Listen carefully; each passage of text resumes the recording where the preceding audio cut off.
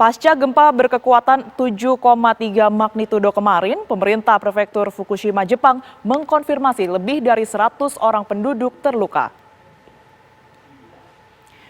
Dalam laporannya, wilayah kota Iwaki adalah wilayah terdampak paling parah. Beberapa jalan raya di Iwaki dilaporkan retak dan beberapa bangunan mengalami kerusakan. Namun pemerintah setempat pada minggu kemarin mengkonfirmasi tidak ada korban jiwa dalam insiden tersebut. BMKG Jepang juga telah menyatakan bahwa gempa dengan kedalaman 60 km tersebut tidak akan memicu tsunami.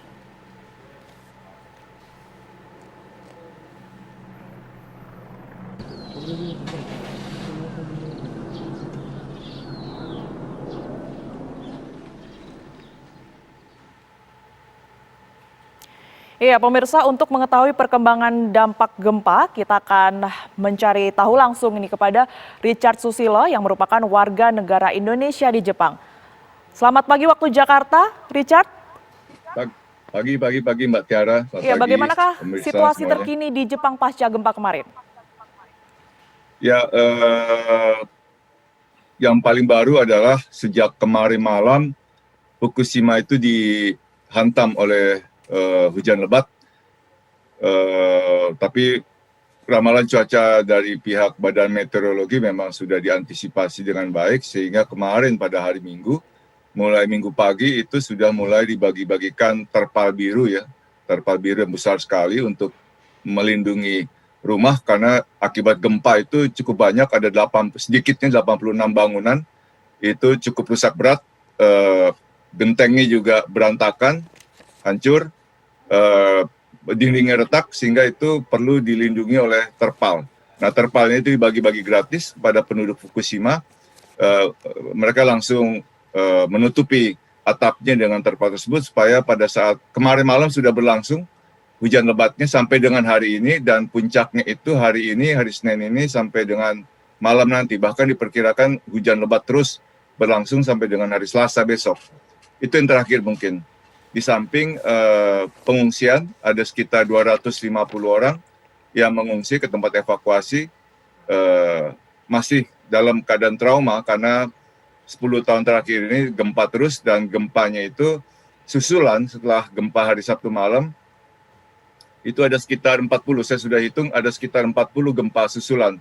Jadi cukup deg-degan juga, karena yang cukup besar juga sudah mencapai sekitar 5,4 hampir 6 magnitude, di samping magnitude 7,3 pada hari Sabtu malam. Demikian Mbak Tiara. Baik Pak Richard, ini berdasarkan data yang kami terima, ada kurang lebih 100 korban terluka dampak dari gempa. Bagaimanakah kondisi 100 korban terluka tersebut? Ya, korban itu macam-macam ya.